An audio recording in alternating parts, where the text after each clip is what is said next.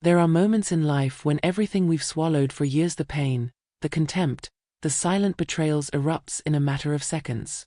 And sometimes, that eruption happens in front of 200 well-dressed people holding champagne glasses. It may sound like a movie scene, but that's exactly how everything changed at my daughter's wedding. What began as yet another quiet humiliation turned into the revelation of secrets no one expected to hear. When the truth came out, there was no turning back. Families were torn apart, masks fell, and even love itself had to be rebuilt from scratch. If you've ever sacrificed everything for someone who turned away the moment you needed them most, this story is for you. Get ready. What was spoken into that microphone still echoes like a whisper of freedom and justice. Don't forget to subscribe to the channel and comment where you're watching from, because this story is just beginning. Carolyn Hayes never imagined that one of her daughter's most anticipated days would end as the worst day of her own life. At 53, she carried on her back decades of sacrifices, pain, and a strength no one seemed to notice. But in that brightly lit ballroom, before 200 guests, all of it crumbled in seconds. Rebecca, dressed in her wedding gown, broke away from the toast and crossed the room with fire in her eyes. Without hesitation, she raised her hand and slapped her mother across the face. The sharp sound echoed through the space like muffled thunder, silencing even the most distracted waiter. It wasn't just an assault, it was a cruel symbol of what Carolyn represented to her children at that moment, a burden. The silence that followed the slap was almost unbearable. None of her children stepped in, no one stood up. It was as if they were anesthetized, watching a tragedy unfold. Carolyn felt her cheek burn, but the physical sting was the least of her problems. There, under the eyes of so many, the woman who had once been the foundation of the family found herself reduced to shame. Yet instead of crying or yelling, she simply drew a deep breath. There was something in her expression no one noticed, a kind of release only someone who has hit rock bottom can feel. Because the truth is, sometimes when everything finally shatters, we stop trying to fix it. The daughter she once cradled in her arms, defended in schoolyard fights, comforted through heartbreaks, now hurt her without remorse. All of this at an event meant to celebrate love. What bitter irony! Carolyn no longer belonged there.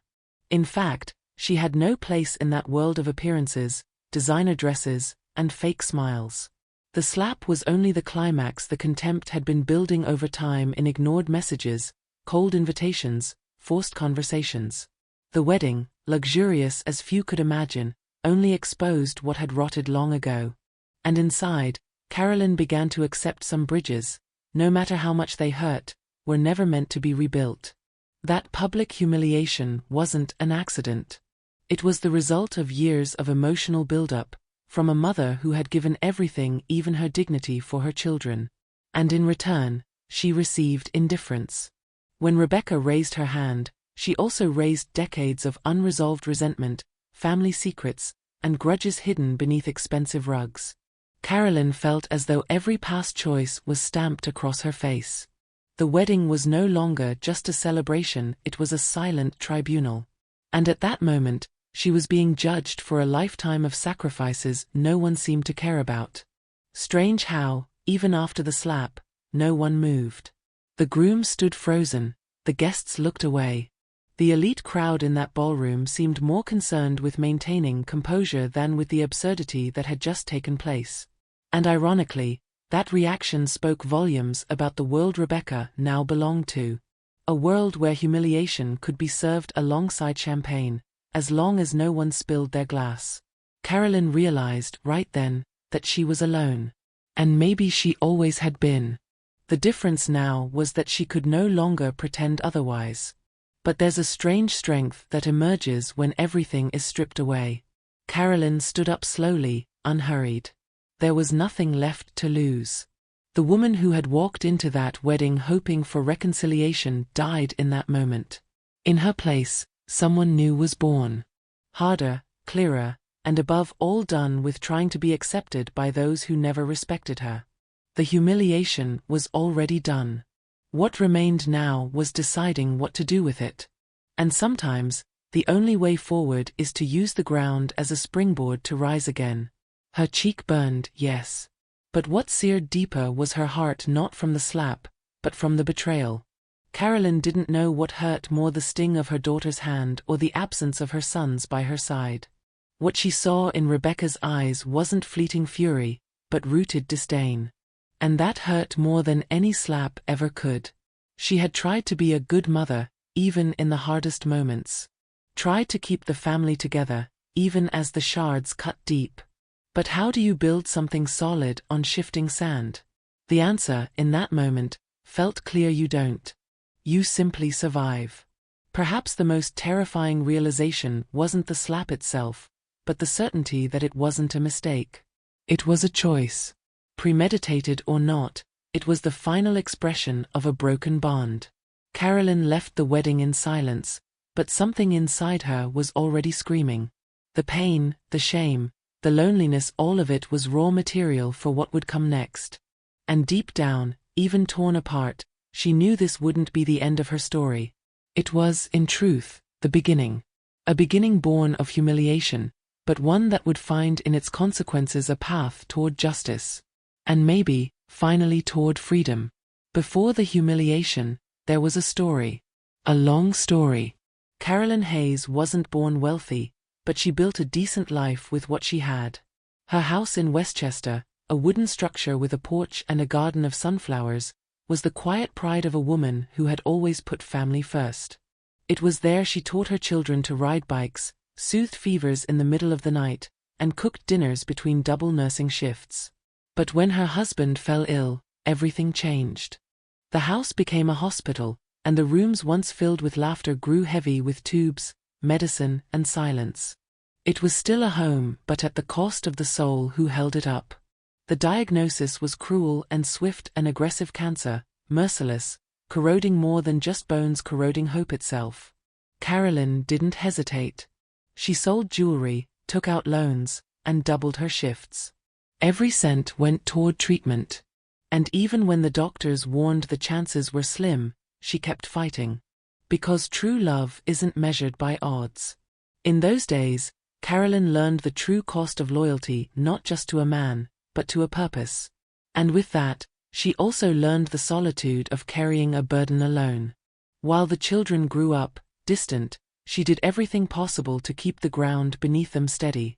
Selling the house was the final blow. She resisted as long as she could. But the medical debts came like waves, one after another.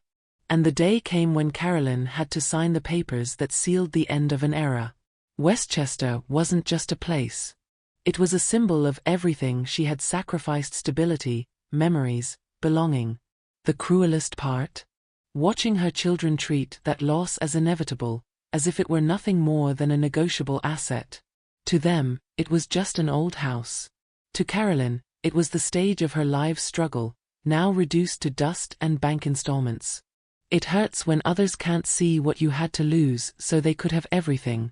And yet, even staring into the abyss, Carolyn didn't play the victim.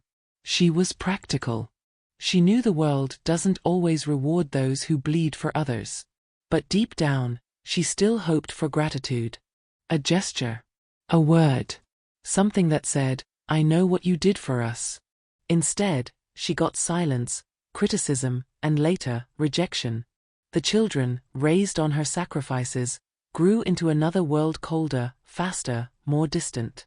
A world where a mother's value seemed measured by a bank balance, not by the number of sleepless nights spent beside a sickbed. That's when she understood some seeds, no matter how carefully planted, don't bloom in the same season. When her husband died, Carolyn thought she would at least find comfort in family unity. But it was the opposite. Grief became a mirror. While she mourned inwardly, her children went on with their lives. Ethan, already in college for economics, avoided visits. Lucas immersed himself in the world of cryptocurrencies. Rebecca, always too busy with social events. No one asked how she was. No one offered to help with the funeral arrangements. Once again, Carolyn faced everything alone. And that's when she realized that motherhood, so often, is a silent act of resistance meant to be invisible until the very end. The following years were a mixture of battles and silences. Carolyn moved into a small apartment, far from her old neighborhood. She watched her furniture being auctioned off, memories dissolving into cardboard boxes. Every corner of the new place seemed to scream absence. And yet, she still sent affectionate messages, congratulated birthdays, made unanswered calls. Because despite it all, she was still a mother. And being a mother, as she often said, means loving even when no one loves you back. But over time, that love began to wear thin. It didn't disappear, it just learned how to ache in silence. A silence that grew louder and louder inside her. Then came the small betrayals, promises broken, cancelled plans, ignored requests. Carolyn, who had spent her life giving everything, realized no one offered her anything anymore. Not presence. Not respect. Not even empathy. And that was the hardest part. Because physical pain fades, grief heals, but continuous disregard, it eats away at you from within, like rust corroding even the strongest of structures. She looked at old photos and wondered, where had it all gone wrong? When did love turn into obligation? Perhaps the cruelest realization was this: all those years of sacrifice had become, to her children, just an old story. Worthless. For years, Carolyn fed the hope that one day, they would understand. That they would grow up. That they would come back. But what she received instead was distance, indifference, and eventually humiliation. And that's when she began to change. To rebuild, brick by brick, the image she held of herself. Because what no one tells you is that new beginnings often rise from ruins. And even with her heart broken, Carolyn was about to discover the past may demand its dues, but it also teaches. And sometimes the future begins when you finally say, enough. Carolyn never demanded gratitude. But she expected, at the very least, respect. When her husband passed away, she thought her children would draw closer, that they would understand the weight she carried. Instead, she got silence. Ethan, the eldest, already buried in his career as a financial consultant, dodged her calls with endless meeting excuses. Lucas, the middle child, spoke of freedom and emotional independence, as if caring for his mother were a prison. And Rebecca had become an expert at ignoring her. The daughter who once sought comfort now replied with curt messages, months passing without a visit. Abandonment, disguised as a busy life, became unbearable. Proud as she was, Carolyn tried not to ask for help. But the day came when she had no choice. With medical bills still piling up from her husband's final months, she swallowed her pride and reached out to her children. She sent messages, explained her situation. Ethan responded with cold calculations, suggesting she sell the car. Lucas didn't respond at all. And Rebecca, already absorbed in her wedding preparations with Blake Whitmore, the millionaire heir to a pharmaceutical empire, replied that it wasn't the right time to talk about money. Not the right time? When their own mother needed help. Carolyn understood in that instant exactly where she stood in her children's emotional hierarchy, at the bottom. The cruelest part was knowing they all could have helped. Ethan was earning 5-figure quarterly bonuses, Lucas boasted about investments in startups, and Rebecca filled her social media with photos from luxury resorts and spas. Money wasn't the issue. It was choice. And they chose not to.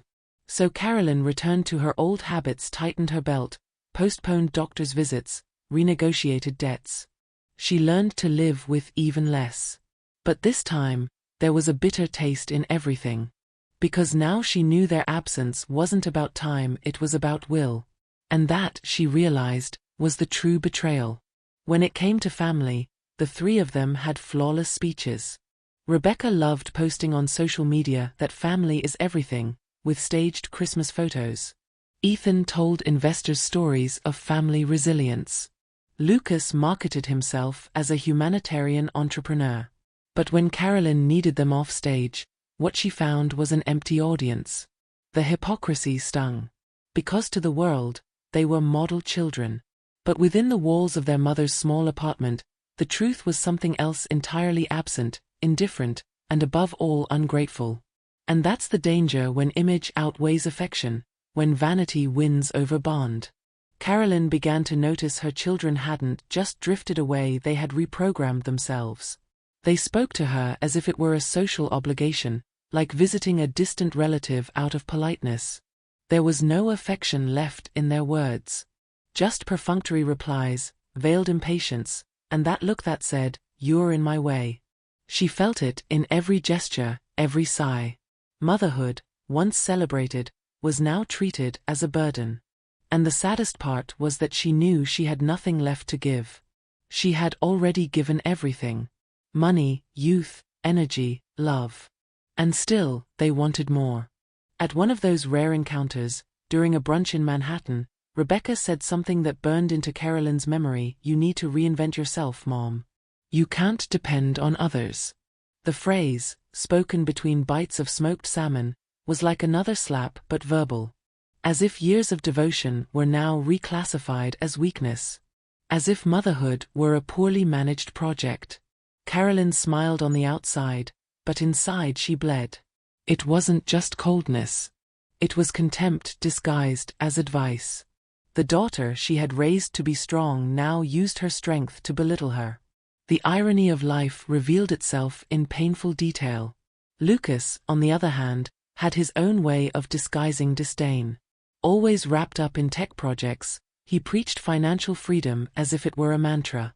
When Carolyn asked for help fixing her heater, he sent her a YouTube link and a rocket emoji. He believed so strongly in the power of automation that he forgot compassion. For him, everything was digital, even the relationship with his mother. And the saddest part was, he genuinely thought he was helping. Ethan, in his rare visits, spoke more about markets than family. He didn't ask, didn't listen. He only talked. As if his mere presence were a transaction. Carolyn learned painfully that true indifference doesn't lie only in absence. It lies in the details. In the "how are you" that doesn't wait for an answer. In the expensive gift with no meaning behind it. In quick lunches where eyes stay fixed on a phone. For her, motherhood had stopped being about sharing. It had become resistance. An invisible battle against the coldness of those who had come from her womb. And still, she kept loving.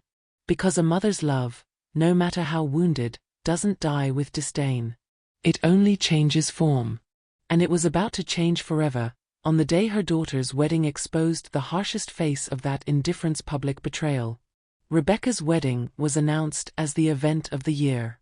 A dream in the Hamptons, with imported flowers, French champagne, and a guest list that looked more like a gathering of celebrities and CEOs. When Carolyn received the invitation, she already felt the discomfort. The paper was luxurious, gold-embossed, flawless, but the message was clear: your presence is purely formal. And that was confirmed on the day of the ceremony, when she was escorted to a table at the back, far from the dance floor, surrounded by strangers. It was as if they had reserved a quiet corner so she wouldn't ruin the aesthetic of the event. Not even photos with her daughter were taken. While everyone toasted to Rebecca and Blake's love, Carolyn looked around and felt like an accident at the party. People talked about investments, trips to Europe, and market trends. No one there wanted to hear about loss, sacrifice, or motherhood. She was invisible. She spent much of the ceremony staring at the ocean, trying to find some kind of peace in the vast blue horizon. But even the sea seemed indifferent. Whenever she tried to approach her children, she got short smiles, monosyllabic answers. Rebecca wouldn't even meet her eyes. The feeling of exclusion grew heavier with every passing minute.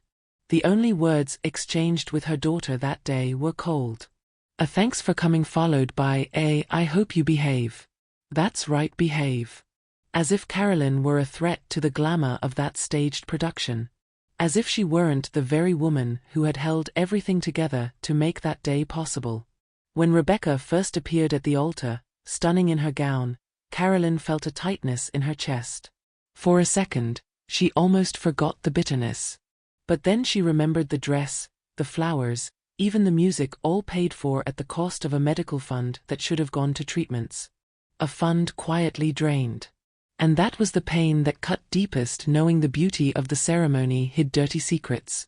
Rebecca was about to marry a wealthy man, surrounded by luxury, while her own mother rationed medication to buy generics.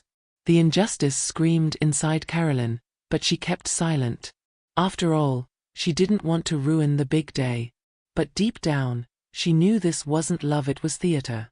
And everyone there, including the groom, was trapped in a perfectly staged performance. A wedding made for Instagram, not for life. Where the only thing that mattered was the aesthetic, not the essence. Lucas showed up briefly by his mother's side, but didn't stay. He made a tasteless joke about old-fashioned clothes and left. Ethan never came near at all. The two were too busy maintaining their polished images of success. The event became a showcase of appearances, where vulnerability was seen as weakness. And Carolyn, standing there, represented everything they wanted to hide: sacrifice, age, truth. And no one wants to face the truth when they're surrounded by filters and fake smiles. She, who had once been the foundation, was now treated as social clutter. As if her mere existence threatened the spectacle. During dinner, Carolyn overheard conversations that made her swallow hard. Rebecca telling a friend that sometimes my mom feels like a burden. Ethan talking about investments more profitable than family. Lucas joking that being a child shouldn't mean lifelong responsibility. Words thrown into the air as if she weren't sitting right there. But she was. And each of those phrases pierced like knives. With every raised glass, another cut. Yet instead of reacting, Carolyn observed. Silent. Because sometimes silence is more powerful than any scream. She knew the truth always finds a way to surface. And that moment was drawing near. The party went on flawless. Guests danced, toasted, praised the catering. But for Carolyn, it was all just noise. The decor couldn't hide the emotional rot of that place. Every camera flash seemed to highlight the darkness between her and her children. And it was in that contrast between luxury and loneliness that a new strength began to stir inside her. A strength born of exhaustion, yes, but also of decision. There, among linen tablecloths and violins playing softly, Carolyn realized she no longer belonged in that story. And sometimes, breaking away from the script is the only way to write a new one. Because in the end, the wedding revealed not only Rebecca's lack of love. It exposed the emptiness that had existed for years, only masked by obligations and automatic smiles. Carolyn realized that in that ceremony, there was no room for real love. Only performance. And real love doesn't perform, it embraces. It doesn't impose silence, it listens. It doesn't humiliate, it protects. What she saw that day was a family built on status, not affection. And it was there, in that perfectly staged environment, that courage began to boil inside her. Courage to say what needed to be said. To reveal what no one expected to hear. The moment for speeches arrived. Waiters slowed their pace, the lights dimmed, and eyes turned to the center of the room. Rebecca raised her glass with a controlled smile. It was the perfect scene, the radiant bride, glowing, about to declare gratitude and love. But what came next was anything but. Her firm voice cut the silence with a phrase that froze Carolyn's spine. Today, I celebrate a new beginning far from the past that almost destroyed our family. The ballroom, once buzzing, froze. A murmur of unease rippled among the guests. Carolyn, seated in the back, felt her stomach churn. Rebecca continued. Calmly, without hesitation, like someone who had rehearsed every word. What many don't know is that my mother wasted everything my father left behind trying to keep herself relevant. It was a lie. A half-truth twisted into accusation. Treatments, debts, irresponsible choices. I almost couldn't finance this wedding because of her. But thanks to Blake, I am finally free of it. Her glass still raised, as if to toast her own disdain. Carolyn sat paralyzed. The air grew heavy, conversations ceased. There, in front of everyone, she was accused not just of mistakes, but of ruin. There was no defense. Only her daughter's elegant scorn. The hall fell into a sepulchral silence. Blake, beside her, forced a smile, visibly uncomfortable. Some guests whispered, others averted their eyes. And then, as if scripted, Rebecca crossed the ballroom. Firm steps, flawless gown, eyes fixed on her mother. Carolyn rose in surprise. And before she could react, she felt her daughter's hand strike her face again. A second slap, public, symbolic, cruel. It wasn't just aggression. It was a declaration of war. Phones lifted in reflex, recording. The embarrassment became spectacle. The humiliation was complete. But this time, something had changed. Carolyn's eyes no longer showed pain, they showed rupture. She didn't scream, didn't cry. She just drew a deep breath. Because when you're betrayed by the ones you love most, the pain transforms into something else. A burning that rises from the gut to the chest and turns into courage. The offended mother was gone. In her place stood a woman with a choice to make. And instead of shrinking, Carolyn decided to act. She walked toward the microphone with steady steps, trembling inside but firm on the outside. The guests, startled, made way. No one expected her to speak. But she did. The first silence was broken with a dry sentence: "If we're going to tell stories, then let's tell the whole story." The room held its breath. Carolyn gripped the microphone as if holding decades of accumulated silence. And she began to reveal. Not in a tone of vengeance, but with the coldness of someone done pretending. She exposed that Ethan had diverted $200,000 in financial schemes that robbed retirees. That Lucas, the crypto-libertarian, had used her credit cards to buy tokens now worth pennies. And that Rebecca, the offended bride, had funded her influencer lifestyle with money from her father's medical fund. The whole became a minefield. Some guests began to leave. Others recorded. Blake stared at Rebecca as if he no longer recognized her. His parents exchanged horrified looks. This was no longer a ceremony, it was a courtroom. And Carolyn, firm, went on. No yelling, no wavering. Just truth. Because it was necessary. Because silence now would mean complicity. Her words didn't beg for pity. They demanded respect. And when she finished, she lowered the microphone as if closing a cycle. The room was in shock. The truth had finally pierced the bubble of perfection. And there, amid all the pain, justice had begun to rise. The most remarkable thing was that after speaking, Carolyn didn't run. She stood tall, looking at her children. Not with hatred, but with something far more powerful: indifference. She no longer wanted their love, she wanted her peace. Rebecca cried, but not from remorse, from exposure. Ethan rushed out, phone pressed to his ear. Lucas disappeared through the back. And Carolyn smiled inside. Not because it was easy, but because, for the first time in years, she felt her voice had been heard. And for someone who had spent a lifetime being ignored, that was worth more than any apology. The most impressive thing was that, after speaking, Carolyn didn't flee. She remained standing, looking at her children. Not with hatred, but with something even more powerful: indifference.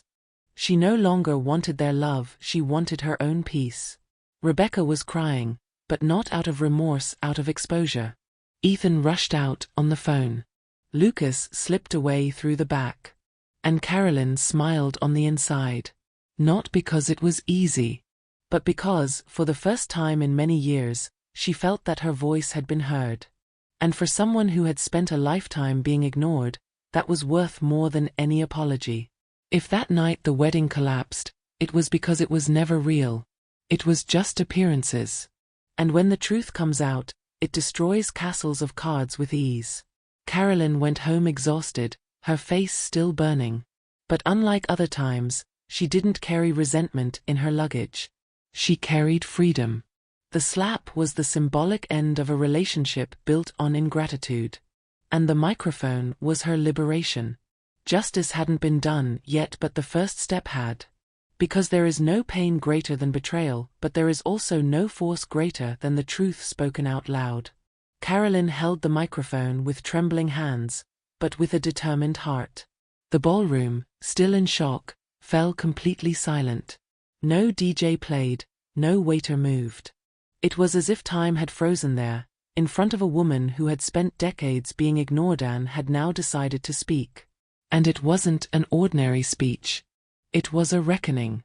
She didn't need to raise her voice, nor search for sophisticated words. The truth came out simple, sharp, raw. And it began with Ethan. My son, the brilliant consultant, diverted $200,000 from a retirement fund to gamble with risky investments. Money he never returned. People lost everything. All eyes turned to Ethan, who immediately stood up and muttered a muffled "That's a lie." But no one listened. The damage was already done. Carolyn went on. She turned to Lucas. The digital entrepreneur, champion of financial freedom, used 7 credit cards in my name to buy cryptocurrencies. $73,000. Some of those cards are still active. Call me old, but I don't think that's autonomy. I call it theft. The murmurs grew louder, like a restless sea crashing against the shore. People glanced at each other, whispering. And cell phones kept recording, their glowing screens like digital torches. But the harshest blow came next. Carolyn faced Rebecca, who was already crying silently, and declared, "And the bride of the night took money from the medical fund her father left me, to pay for trips, fake followers, cosmetic procedures, and this sham of a wedding." She called it a fresh start. I call it betrayal. The words, hard as stones, needed no reinforcement. Their impact was written across everyone's faces. Blake, stunned, let go of the bride's hand. His parents looked visibly embarrassed. And in that moment, it was clear this wasn't a wounded mother speaking. It was a woman tired of carrying other people's secrets. Carolyn didn't stop. I was a mother, I was a nurse, I was a wife. And I was this family's emotional punching bag for over 30 years. I endured it all in silence because I thought love meant bearing it. But love isn't that. Love is care, it's reciprocity. And I haven't seen any of that from you in years. The ballroom, once passively watching, was now divided. Some applauded, others left in shame. But no one stayed indifferent. Because everyone there knew that, in that moment, it wasn't just Carolyn's story being told. It was the story of many mothers made invisible, used, discarded. She made sure to conclude firmly, "I'm not apologizing. I'm not trying to justify. I'm just telling the truth. And whoever has the courage, look me in the eyes and tell me I'm lying." None of her children did. Rebecca sobbed without a word. Ethan stared at the floor. Lucas had already left. And Carolyn felt an unexpected peace. Not because everything was resolved, but because, for the first time, she was in control of her own narrative. And that, after so long being silenced, was revolutionary. Her voice at last was hers. The recordings began circulating before dinner was even served. Within minutes, videos reached WhatsApp groups, gossip pages, influencer feeds. The mother of the bride who exposed her children became an instant headline. Carolyn wasn't seeking fame, but truth doesn't choose the hour to be born. And that day, she delivered a truth no one could bury again. The name Hayes stopped being associated with glamour and became synonymous with scandal. But for Carolyn, the scandal wasn't the problem. The problem was having lived so long inside a lie. And that, finally, was over. After her speech, she handed the microphone back like someone ending a play. But this time, it was the wrong play ending and a new story beginning. With the guests still in shock, she walked toward the exit, unhurried. Past the buffet, the tables, the fake memories. She glanced one last time at the flawless decoration and smiled. Not with joy, but with relief. She no longer needed to fit into that world. She no longer had to justify her choices, her pain, her limits. Truth had set her free. And even with her face still stinging from the slap, Carolyn felt more whole than on any other day of her life. And it's curious how freedom sometimes tastes like a microphone. Because while many use their voice to maintain appearances, some use it to finally break free. And Carolyn, at 53, had learned that the hardest and most definitive way. Her story was far from over. But for the first time, she was writing every line with her own hands. and that no one could take from her again. It didn't take more than 15 minutes for the perfect party to collapse completely. What began as a luxury spectacle in the Hamptons turned into a social nightmare. Carolyn's speech videos spread like wildfire. It was impossible to stop. Within half an hour, they were on gossip blogs, Upper East Side private groups, even wedding influencer accounts. The images were clear: the bride accused of theft, the brother exposed for fraud, and the once silent mother taking the stage with truths impossible to ignore. The wedding of appearances was officially in ruins. The first guests began leaving discreetly, trying not to look like gossips. But it didn't matter. Everyone was talking about the same thing. Did you see the mother's video? Oh my God, the bride stole her dead father's medical fund. Wasn't that consultant award-winning? $70,000 in crypto with his mom's credit card? The ballroom, once vibrant, was now a sea of uncomfortable glances, venomous whispers and forced smiles. The DJ, not knowing what to do, put on an instrumental playlist, as if trying to glue back invisible shards of the event, but the atmosphere had already shifted. The glamour crumbled in plain sight. Blake, the groom, seemed in a trance. His gaze passed over Rebecca as if she were a stranger. 4 months, he had heard about the manipulative mother, about the sacrifices Rebecca had made. And now, in front of 200 witnesses, the narrative unraveled. He stepped away from the bride in the middle of the ballroom, removed his tie, and muttered, "You lied to me." There was no scandal, no screaming, no soap opera scene. It was worse. There was contempt. The absence of reaction, the groom's silence, hurt Rebecca more than any word could. The wedding, at that moment, wasn't just at risk. It was over. Blake's parents also reacted and quickly. With years of experience managing reputational risks, they grasped the immediate impact. They cancelled the after-party, removed the family from the venue, and called in lawyers. Within hours, Rebecca went from being the future Mrs.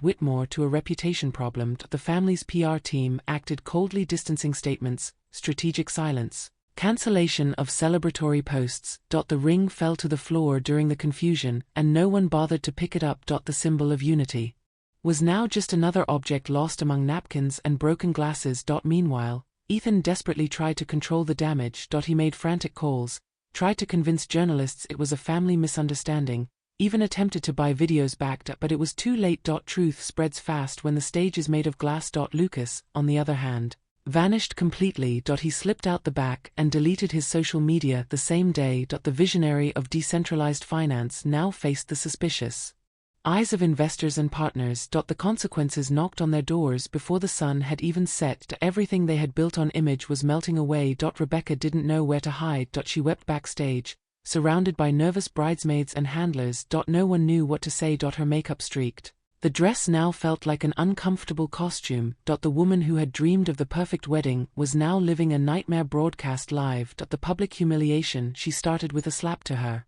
mother now turned against her in proportions she could never have imagined. And the cruelest part, she still didn't understand that the problem wasn't Carolyn's speech. The problem was everything that came before it. Carolyn, on the other hand, left the party with her head held high. She walked to the car without looking back. Not because it didn't hurt, but because there was no sense in feeding false hopes anymore. The collapse of the party was the mirror of the family's downfall she had predicted for years. The difference now was that everyone could see it. And she no longer needed to explain. No longer needed to prove. It was visible. It was undeniable. The truth had won. And as painful as it was also liberating. She was finally free from that false narrative. The fall, paradoxically, was the beginning of her true rebirth. Curious how parties reveal who we are when everything falls apart. Some try to save appearances. Others vanish. But those who stand tall, they're the ones who really matter. Carolyn didn't win with anger. She won with truth. And even without applause, without a red carpet, without congratulations, she knew something had changed forever that night. Justice had begun to move. And for her, that was more than enough. After the storm, Carolyn didn't go back home. There was no point in staying in a place where even the walls seemed to hold judgment. In silence, she packed a simple bag and hit the road toward Vermont. The destination, the farm of Oscar Bennett, an old friend from her youth. A respected veterinarian, widower, owner of a quiet property surrounded by hills and silence. It was the opposite of everything Carolyn had lived through in recent decades. For the first time in years, she could breathe without hurry. No commitments, no demands, No impatient children or judgments disguised as advice. Just the sound of the wind and the scent of freedom. Oscar welcomed her with a long hug, the kind that heals more than words. He already knew part of the story. The media had spared no detail, but he didn't ask questions. He simply said, "You've got a room here as long as you want. Or as long as you need." Carolyn accepted. No plans, no deadline. She needed time to understand who she was now that she no longer had to please anyone. In the first days, she slept for hours, walked through the fields, fed the animals. Hands once used to paperwork and frustration now felt the touch of the soil, the warmth of dogs, the softness of cats. Small gestures of care that revived forgotten parts of herself. Working with Oscar at the veterinary clinic began as a distraction but soon became passion. Helping animals, seeing lives saved without judgment or hidden interests, it was therapy. Each case was a small victory against everything that had hurt. Over time, townspeople began to know her. And surprisingly, not because of the viral videos, but for the kindness with which she treated animals. They called her the cat doctor, the rabbit lady, the animal mom. No one there cared about Ethan, Lucas, or Rebecca. They cared about the smiling woman who showed up with a kitten in her arms. Carolyn, at last, was seen for who she was, not for who others expected her to be. Oscar became more than a friend. He was a partner. Companion for walks, for long porch coffees, for comfortable silences. He didn't demand feelings, didn't force intimacy. He was simply there, fully. Slowly, Carolyn realized she no longer had to chase acceptance. She already had it. And the beauty was that it came without demand, without exchange. Just presence. The two laughed together, talked about old books, reminisced about youthful stories. It was a mature, serene friendship that grew slowly like the trees around the farm. And perhaps that was exactly what she needed, something that required neither hurry nor perfection. It was in Vermont that Carolyn rediscovered the value of the present. Away from the noise, the networks, the imposed obligations, she learned to cook for herself with pleasure, to read without distraction, to sleep without fear. She began writing letters, keeping a journal, and even started a small rescue project for abandoned animals. The past, of course, still visited. Bad dreams, bitter memories, letters from lawyers. But it no longer controlled her. It no longer dictated her days. Because now there was routine, purpose, and above all, peace. The pain hadn't vanished. But it had been diluted in the simplicity of new mornings. Strangely enough, the further she drifted from her children, the closer she came to herself. And not out of revenge but out of necessity. It was as if their silence finally allowed her to hear her own voice. She was no longer obligated to be the perfect mother, the resilient woman, the martyr. Just Carolyn. And this version of her, lighter, more centered, began to bloom with strength. She didn't miss the luxury, the parties, the empty family gatherings. She missed herself. The woman who once dreamed of being more than an invisible caregiver. And now, at 53, she was becoming exactly that. Oscar encouraged her, but without pushing. He'd say, "You deserve more than just to survive."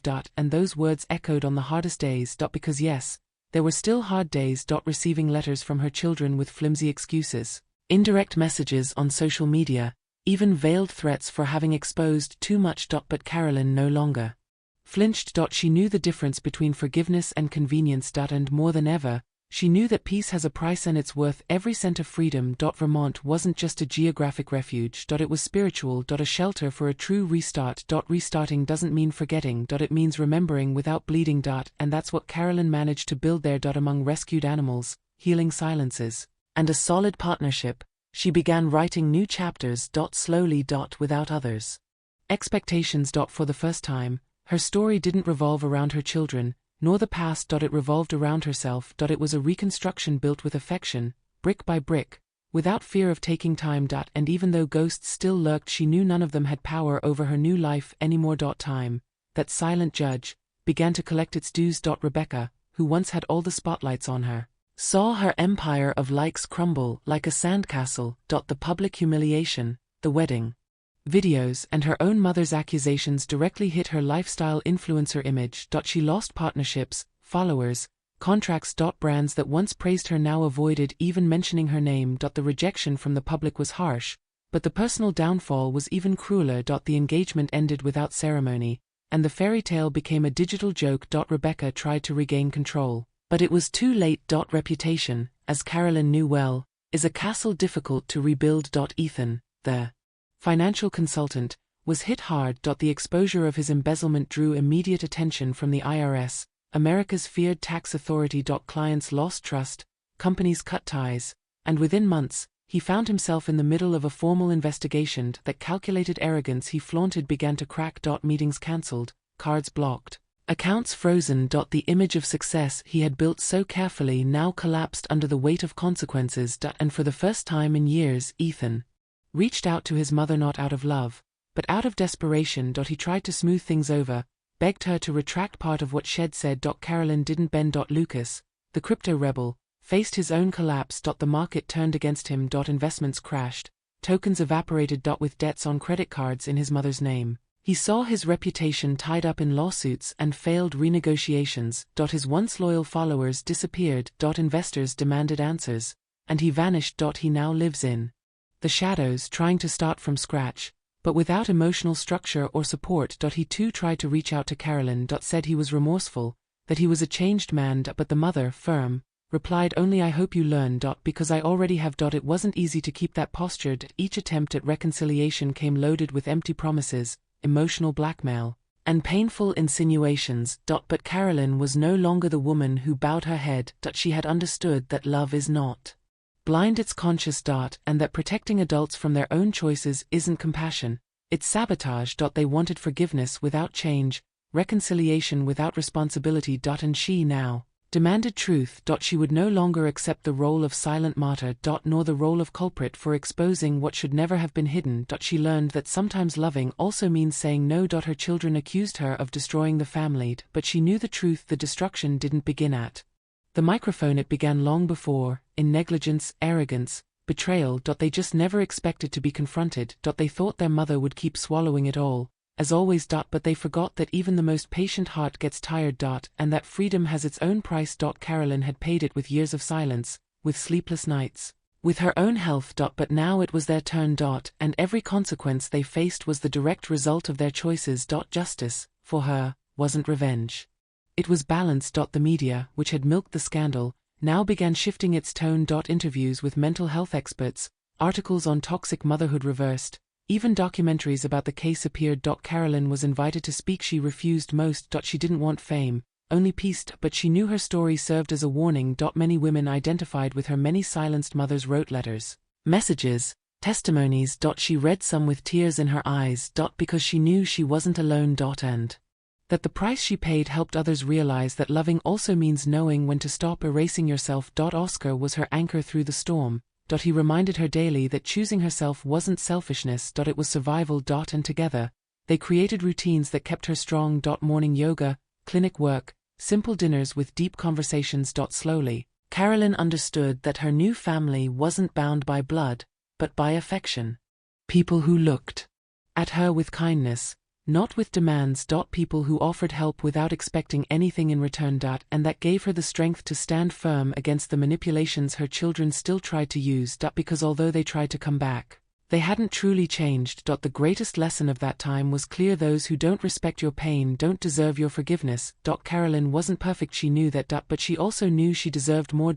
And as she watched her children face their own consequences, she didn't feel joy, she felt relief. It was like watching the cycle finally break. For the first time, the masks had fallen. And even though the road to that moment had been brutal, she understood there is no true rebirth without truth being accepted. And there is no real love without responsibility. The rest is just appearance. The phone rang when Carolyn least expected it. It was Rebecca, sobbing. Pregnant, alone, and facing complications in the hospital.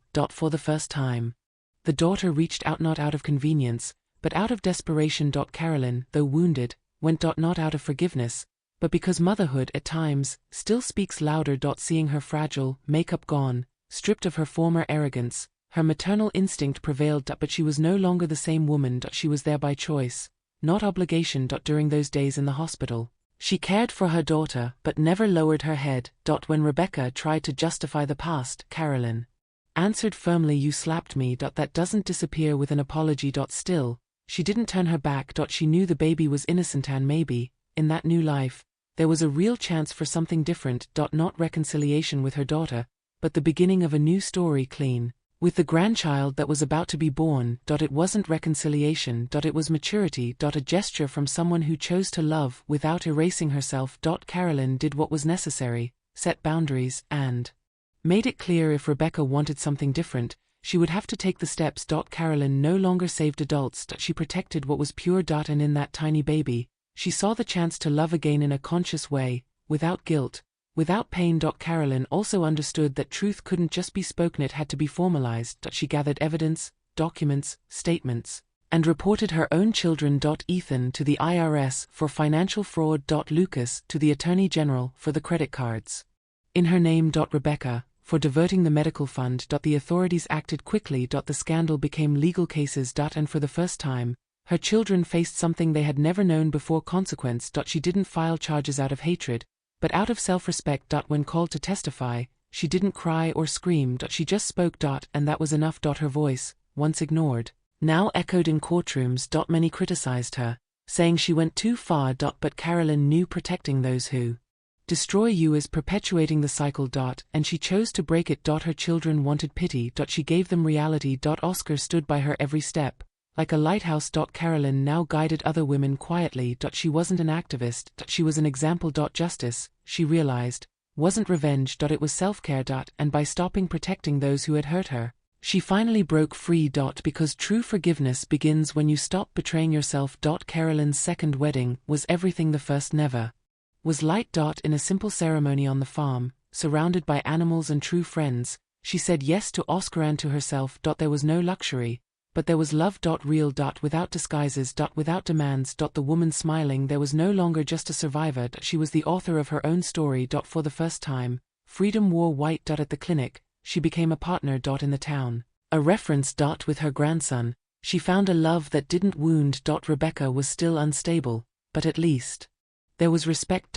And that was already a lot. The farmhouse filled with life plants, books, laughter. Carolyn, at last, belonged. Not to the past, but to the present she had built with courage. Her children still tried to reach out. Some apologies, other manipulations. She read them, replied firmly, but never stepped back. She had learned to say no with ease. Family, she realized, wasn't blood. It was a daily choice.